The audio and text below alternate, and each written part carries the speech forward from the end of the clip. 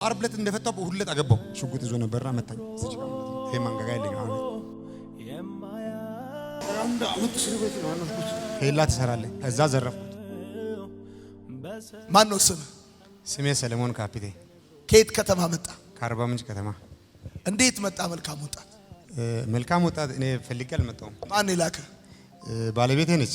አሁን ባለቤቴ ያው ፖሊስ ነች እና በጣም ትወደኛለች። እኔም እሷን ወዳታለሁ። ግን እኔ ጋር ያለው አጋንንቱ እሷ ከሷ ያሸሻ ነው በሚሰራው ድርጊት። ከዛ መጨረሻ ላይ ተስፋ ቆረጠችና የሷ ወንድም አሁን ትላንትለት እኔ እዚህ ከተጸለይኩ በኋላ አልመጣም። ለሱ ከሱ ጋር ይናበቡና ያወሩና ሶስተኛ ዙር ምናምን ላ ብር ምናምን ስታ ምናምን ተስመዘገብ ወደዚህ ላከች። ከትላንት ወዲያ ስጸልይ 21 አመት ምናምን ታሰር ያለው ብለህ ነበር።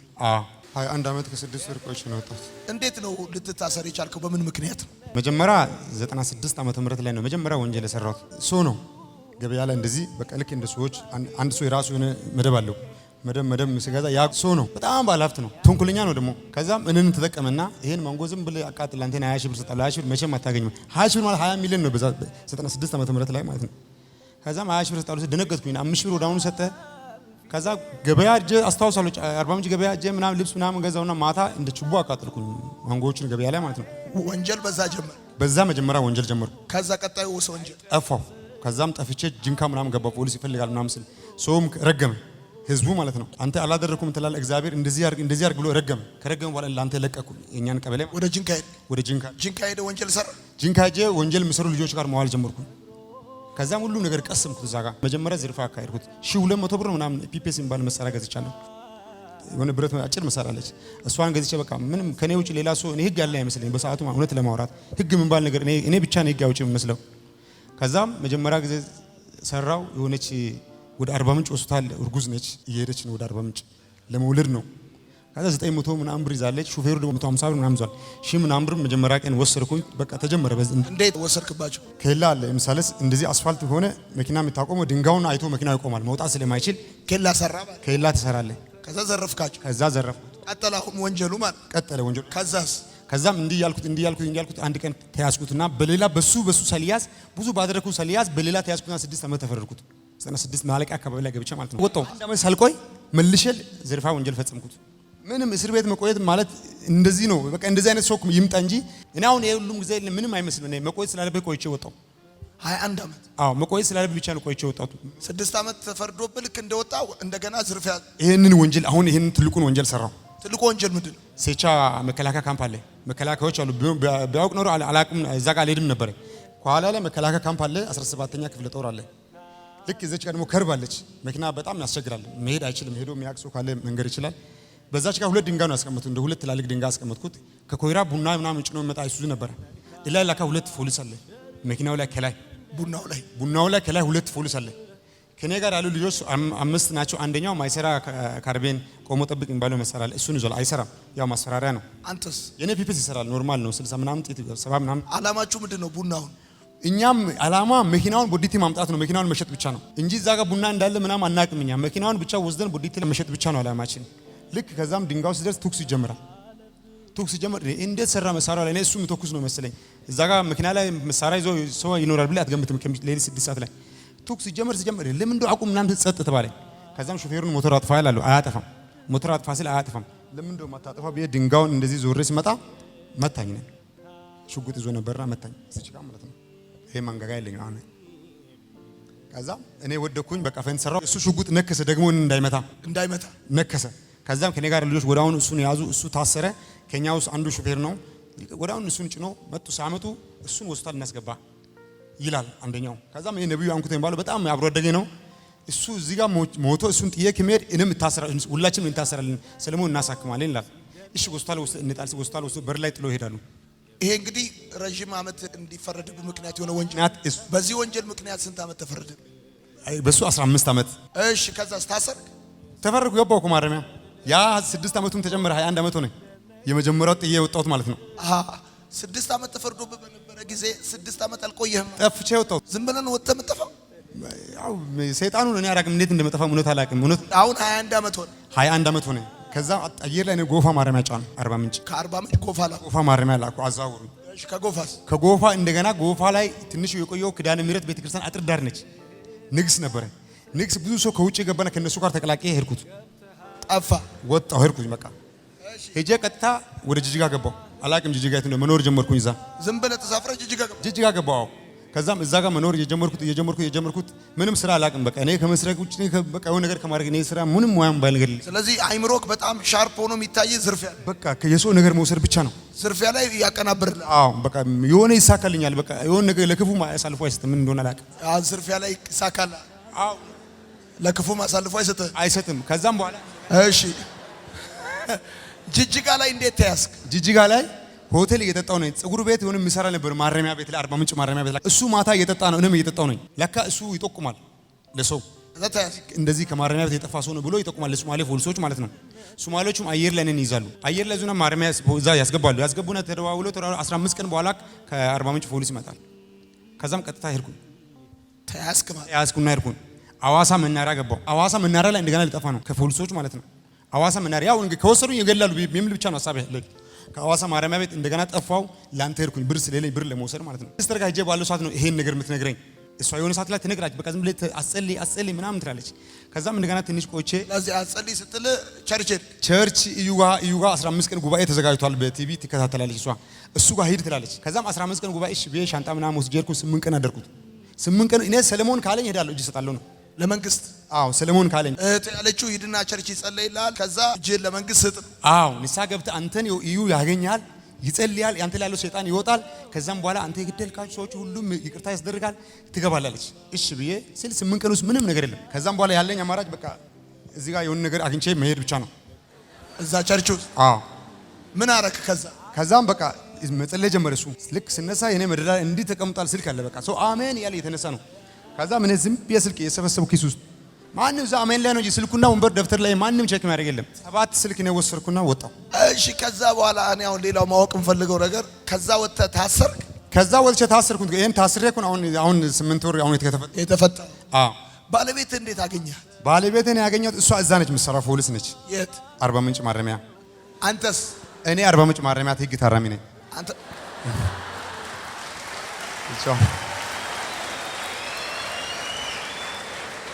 አንተ ታራሚ ሆነ፣ እሷ ማረሚያ አራሚ ሆና። በጣም ከባድ ነው። እሺ ልክ እኔ ወደ ቃሊቲ ማረሚያ፣ ቃሊቲ ከፍተኛ ጥበቃ ያለበት ማረሚያ ተብዬ ሄድኩት ለህክምና ተብዬ። ከህክምና ስመጣ እቺ ደግሞ አዲስ ነች ባለቤት። አኩቻ ነው የምትባለው፣ ተደባዳቢ ነች። በቃ በጣም ተደባዳቢ ነች፣ ስፖርተኛ ነች። ልክ እኔ ከቃሊቲ ማረሚያ እንደመጣሁ ባደግነት ነው የምታወቀው። ሽርጥ አድርጌ ነው ምናምን ዞሮ ቆየቱ ነው ሁሌ ከማረሚያ ቤት መጣሁ ብትላለች ነን። ከዛም ይሄ ነው ምናምን ሌላ ግን አጥፍቼ ውጪ ቁጭ ያጠፋ ሰው ውጪ ወጥቶ ተገለጥ ይቀመጣል። ምንን በጥፊ ታጫዋለች። አንተ በጥፊ መጣች። ከዛ ምን አድርጋት? ምንም በቃ ዝም ብላ በቃ ከአዲስ አበባ ከቃሊቲ እስር ቤት እንደመጣ ተገልለ ቁጭ ብላ ተገልለ 3 ቀን 4 ቀን ውጪ ቁጭ ብያለሁ። ከዛስ የመጀመሪያ ቀን እዛም መታ ምን ይሄ ነው እንደማስቸግረው እኮ ምንድነው እሱ ምንድነው የምተብተው ምን ሆኖ ነው ከማን ነው የምበልጠው አለች። ነጭ ወርቃ ዝም ብላ አረ አኩቻ ተይ የቆየ ታራሚ ነው ምናምን ይላሉ ሰዎች። ከዛም ሄደች ስልክ እኔ በድብቅ አስገባው፣ ትንሿ ስልክ ማለት ነው ማረሚያ ቤት ውስጥ። ከዛም የሷን ስልክ ትኬት ማስቆረጥ ጀመርኩኝ የሆነ ሰዓት ላይ። ከዛም ትኬት በዙር የሷ ስልክ ወሰድኩት። ከዛም እደውላለሁ፣ ታስጠነቅቃለች። ስልክ ከየት አስገባ አንተን አሳስራለሁ እያለች ነገሩ ጫፍ ይወጣ አይደል። ፍቅር ውስጥ መግባት ጀመርን።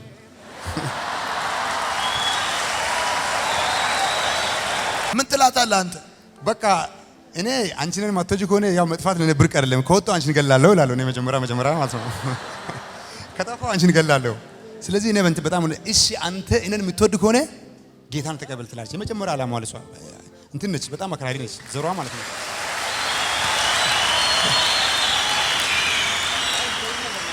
ቆይ ጥፊዋ ነው ፍቅር ውስጥ የከተተ? በቃ ለምን ከሰስኩት? ለተቋም ኃላፊ መታችኝ ብለህ? በሴት ፖሊስ ተመታው ሲል ሴት ብትሆንም አባል ነች ገና ትደበደባለህ ብሎ ለአመልካች ብሎ መርቶ ሰጠ። አመለከት? እኔ አመለከቱ። እንዴት? በምን? በወረቀት? በወረቀት በማመልከቻ ማለት ነው። አመልካች ህግ ታራሚ ሰለሞን ካፒታል አርባ ምንጭ ማረሚያ ተቋም ብዬ እንዴት በሴት አባል እመታለሁ? ሴት ብትሆንም አባል ነች ገና ትመታለህ ለአመልካች ብሎ መራ። ወረቀቱን አጥፎ ወረቀቱን እንደዛ አጥፍና ለአመልካች አለ ለኔ መልሶ ማለት ነው። ለአመልካች ሴት ብትሆንም አባል ነች ገና ትመታለህ አርፌ ታረም ማለት። ስልክን አላስዝም ግን አንተ የምር ትወደኛለህ ትላለች። አንተ እኮ በጣም ከፍተኛ ፍርደኛ ነህ፣ መች ወጥተህ እኔን ለማግባት ነው የምታፈቅረኝ ትላለች። ይሁን በቃ ዝም ብዬ አንቺን ያፈቅርኩ ነው። እሺ እንደዛ ከሆነ ጌታን ተቀበል ትላለች። አንድ ቀን ኮንፈረንስ ይዘጋጃል ማረሚያ ቤት ውስጥ ማለት ነው። እጣ ግቢ ውስጥ ያዞርኩ ነው ትኬቷን። ከዛም እሷን እኔ ግቢ ግባ ትላለች፣ አገልጋዩ ግባ ትላለች። ግባ ስል እሺ በየሷን ሞራል ለመጠበቅ ገባው። እውነተኛ ታሪክ ነው መነግራችሁ። ከዛም በኋላ ቀጥታ በስሜን ጠርቶ አገለገለኝ። 3 ዓመት አለኝ እኔ ገና ልፈታ። አሁን ከተፈታው 8 ወራ 3 ዓመት እያለኝ መጨረሻ ላይ ሰለሞን የሚባል ሰው ተነሳለ። እግዚአብሔርን ነው የምልህ። ቁጭ አልኩኝ ስንት ሰለሞን አለ ብዬ። ሰለሞን አትነሳም አባስም ነው የምትጠብቋልና እሺ ሰለሞን ካፒት አለ። ተነሳው። ጌታ ይወዳል። እስከ ዛሬ ሳምንት ዓርብ ዕለት ነው አስታውሳለሁ። እስከ ዓርብ አንተን ጌታ ፈታለሁ ብሏል። እስከዛ ዓርብ ካልተፈታይ እኔ ነብይ አይደለሁም ማለት እንደዚህ ቃል በቃል አወራ። አይ እሱ አብዷል። 3 ዓመት አለኝ የት ነው ማን ነው ፈታኝ ብዬ ሲቀተኩ። እውነተኛ ነገር ነው መነግራችሁ። ግን ከእግዚአብሔር ከሸሻይ የሞትን ትሞታለህ ብሏልና እውነትም የዝም በስል ዓርብ ዕለት እሱ ዓርብ እንዳለ 3 ዓመት ያለ ዓርብ ዕለት ተጠራው ቢሮ ተፈታ። አንተ የገልጠይቀ ከተፈታና ከወጣ በኋላ ከተፈታው ዓርብ ዕለት እንደፈታው እሁድ ዕለት አገባው። አንድ ቀን አድር አንድ ብር ሳይኖር ምንም ሳይኖረኝ አመቻችቷል። እሱ አቀባብላ መስመር ላይ ያርጋል። ዓርብ ተፈታ፣ ቅዳሜ አደርክ፣ እሁድ አገባ። ቅዳሜ ብቻ አደርኩት፣ እሁድ ዕለት አገባ። ከተፈታው 8 ወር 8 ወር። በዚህ 8 ወር ውስጥ ታዲያ መጠጥ ቀጠልክ? በቃ አሁን ነው ዋናው ነገር። በቃ ለአንተ እዚህ ጋር ልመጣም የቻልኩበት ማለት ነው። ለካ አጋንንቱን አለቀቀኝም። የልጁ ትምህርት አባቱን ድርሻ ወሰደው ልጅ እንደወጣው ድርሻዬን ጠይቁኝ። እኔ 20 ምናምን ዓመት አልተጠቀምኩም። ድርሻዬን ስጠኝ አልኩኝ አባቴን። እውነትህን ነው። ደውልና አሁን መጠየቅ ትችላለህ። ከእስር ቤት ከወጣ በኋላ 20 ምናምን ዓመት ምንም አልተጠቀምኩም። ድርሻዬን ስጠኝ ለኔ አባ አልኩኝ። ላገባ ነው ድርሻዬን ስጠኝ አልኩኝ። ይሄ መች ነው? ዓርብ ዕለት እንደተፋቱ ቅዳሜ ጠዋት ነው። አግባ ችግር የለም ቤት አለ አይደል እንደ ቤት አለ ምናምን አግባ ይላል። ድርሻዬን ከሰጠኝ አሁን እነሱ ምንም የለኝም አንድ ብር የለኝም ስጠኝና አገባለሁ አልኩኝ። ከዛም በዛ ቅጽበት ውስጥ ደግሞ ሌላ ሰውም እንዳያገባ በፈራውና ወደ አሁን አገባው። እሁድ ዕለት አገባውና ሰኞ መክሰኞ ድርሻዬን ወሰድኩኝ። አሁን ስማ የልጁን ታሪክ። ድርሻውን ወሰድኩት። 200 ሺህ ብር ሰጠኝ፣ ሞተር ሰጠኝ አባቴ ማለት ነው። አሁን አንድ ብር የለኝም። አንድ ብር አሁን በአሁኑ ሰዓት 5 ሳንቲም የለኝም። መመለስበት የለብኝ እነግራለሁ። እዚህ ጋር ታሪክ አለ። ያን ብር በአንድ ቀን 40 ሺህ ብር 38 ሺህ ብር ነው የምጠጣው። ማርሚካ የሚባል ሆቴል ከአርባ ምንጭ የመጣ ሰው ካለ 38 ሺህ ብር በአንድ ቀን እንደዚህ ቁጭ ብዬ ነው የምጠጣው። ጠጣል፣ ውስኪ አውርዳል፣ እንዲያወርዳል። ይሄ ነው ሂሳብ ይላሉ። መጨረሻ ላይ ሞተሩም እዛ ቀርቶ ቀረ። ከ21 ዓመት እስር በኋላ ይሄው 8 ወር ውስጥ እኮ ነው ድርሻዬን። አልታረምክማ? ምንም አልታረምኩም እያልኩት እኮ ነው። አሁን የታረምኩት መቼ ነው? እሁድ ዕለት ማታ ነው። እሁድ ዕለት ማታ ድረስ እሁድ ዕለት ከዚህ በትቼ ወጥቼ ምገልሱ አዘጋጅቻለሁ። እውነተኛ ነገር ነው የምነግርህ። 4100 ብር ያለብኝ ሰው አለ፣ የኔ ብር ማለት ነው። ዮናታ ጋር እየሄድኩ ነኝ፣ ብር የለኝም ለኔ ላክ እያልኳን ብሯ የኔ ብር ንጹህ ብር ማለት ነው። እቿት ከዛም በኋላ ሁሉም ነገር እዚህ ጋር ጽፌያለሁ። እሁድ ዕለት ልክ የመጣው የኔ 4100 ብር ስጪኝ አለ እገልሻለሁ። እኔ ዮናታ አንድ ብር የለኝም። ወደዚህ መምጫ ብቻ ነው ይዤ የመጣሁት ብር። መልካም ወጣት እየሄድኩ ነው። ብሬን ስጪ ካልሰጠሽ አልሰጠችም። ስልኩን ጭራ ዝጋ አደረገች።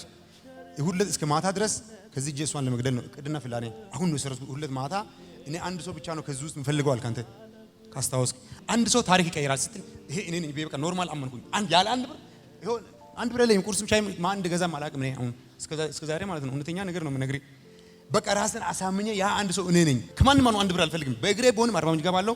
የዛሬ አንድ ማሳ አለኝ ፓዘር ሰጠኝ ማሳ። እነዛን ስልክ የወሰዱ ሰዎችን የዛሬ ዓመት ስመጣ ገንዘብ ይዤ እመጣለሁ።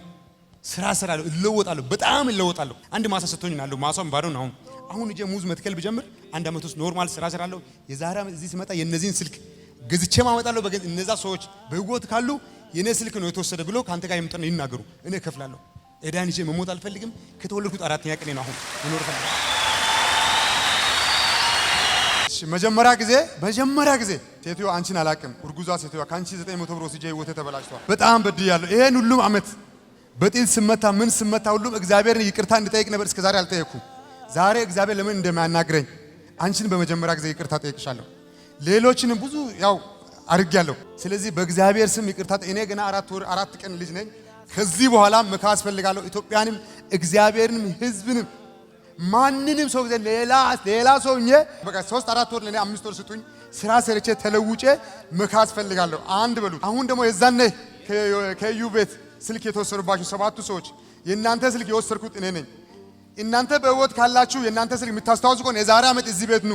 ገንዘብ ሰርቼ መጥቼ የእናንተን ስልክ መልሳለሁ። አባቴ አድርገኛል። ሰተም አሁን በቀደምለት ሰተም የዛሬ ወደዚህ ሲመጣ 3-4 ቀን ውስጥ ጣቢያ ገብቻለሁ።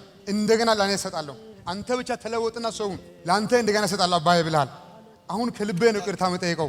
አሁን በጣም ነው ይቅርታ የምጠይቀው። በተለይ ሲስተር ቤተሰብ ጠቅላላ በጣም ይቅርታ እላለሁ። ላንተ ሰው በጣም ህዝቡ በጣም እኔን ለመለወጥ ብዙ ጥረት አድርጋቸዋል። በዚህ በ8 ወር ውስጥ ብዙ ነገር ያደረጉ ሰዎች አሉ። በ8 ወር ውስጥ አርባ ምንጭ ማረሚያ ቤት ያስቀየምኳችሁ ህግ ታራሚዎች፣ ማረሚያ ቤት ተቋም አባላት፣ ሲቪል ሰራተኞች እንዲሁም ጎፋ ማረሚያ አስተዳደር ዋና ምክትል አስተዳደር ሀፍቴ፣ አዋሳ ማረሚያ ቤት ዮሐንስ ይቅርታ አንተንም፣ ሶዶ ማረሚያ ቤት ሉቃስ አንተንም ይቅርታ፣ ሌሎችን ሁሉንም ይቅርታ ጠይቃለሁ።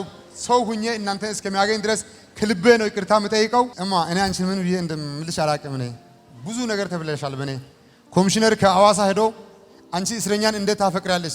ስራ ትለቃለሽ፣ እሱን ትፈልጋለሽ፣ ስራ አባር እሱን አፈቅራለሁ ብለሽኛል። እውነት እንደዚህ ነው ያለችው። በጣም ነው ይቅርታ የምልሽ። እኔ አንቺን በድዬሻለሁ። በጣም በድዬሻለሁ። ከዚህ በኋላ ላንቺ ነው የምኖረው፣ ላንቺ ብቻ ነው የምኖረው። አጨብጭቡለት።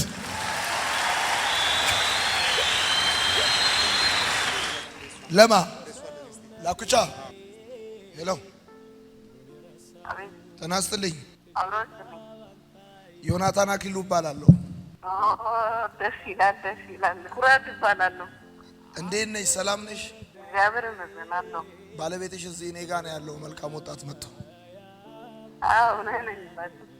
በጣም በድያታለሁ። ይቅርታ መጠየቅ እፈልጋለሁ። ከዚህ በኋላ አላስቸግርም ብሏል። በጣም እንደበደለሽ እንዳሳዘነሽ ነግሮኛል። ምሕረት እንድታረጊለት ፈልጌ ነው የደወልኩልሽ። እግዚአብሔር ለሱ ይችላል። በቃ ስለዚህ ምሕረት አድርገሽለታል። አዲስ ሰው ሆኖ ይመጣል። የሚቀጥለው አመት ደግሞ አብራችሁ ትመጣላችሁ። እሺ እንመጣለን። ስራ ጥሩ ነው? ስራ ምንም አይደለም፣ አሪፍ ነው። እወድሻለሁ። መልካም ጊዜ ይሁንልሽ። እሺ በጣም አመሰግናለሁ። በጣም ታንኪዩ። ቻው። እሺ ባይ። ቻው። ሰላም ለእናንተ ይሁን። የማርሲል ቲቪ ወርልድ ዋይድ ተመልካቾቻችን በአገልግሎታችን እየተባረካችሁ እንደሆነ እናምናለን። የማርሲል ቲቪ ወርልድ ዋይድን ዩቲዩብ፣ ፌስቡክ፣ ቲክቶክ እንዲሁም ኢንስታግራም ቻናላችንን ፎሎ እና ሰብስክራይብ በማድረግ ከጎናችን መሆናችሁን እንድታሳዩን በአክብሮት እንጠይቃለን። በአሜሪካ የምትገኙ የቤተ ክርስቲያናችንንና የመልካም ወጣት ፕሮጀክትን በገንዘባችሁ ማገልገል የምትወዱ ቅዱሳን በዜል ቁጥራችን +1 240 472 66 15 ላይ ገቢ በማድረግ ከጎናችን መቆም የምትችሉ መሆኑን እናሳውቃለን። ይህንንም ስታደርጉ በአመቱ መጨረሻ ላይ ከግብር ተቀናሽ የሚደረግላችሁ ይሆናል። እንዲሁም ደግሞ ስክሪኑ ላይ በተዘረዘሩት የባንክ ሂሳብ ቁጥሮቻችን ገቢ በማድረግ ከቤተ ክርስቲያናችንና ከመልካም ወጣት ፕሮጀክት ጎን መቆም የምትችሉ መሆኑን ከወዲሁ እናሳውቃለን። የተወደዳችሁ የማርሲል ቲቪ ወርልድ ዋይድ ተመልካቾቻችን ከቤተ ክርስቲያናችንና ከመልካም ወጣት ፕሮጀክት ጎን ሆናችሁ ለምታሳዩን ድጋፍ ከልብ እናመሰግናለን። ጌታ ኢየሱስ አብዝቶ ይባርካችሁ። ለኔ ህይወት ክርስቶስ ነው።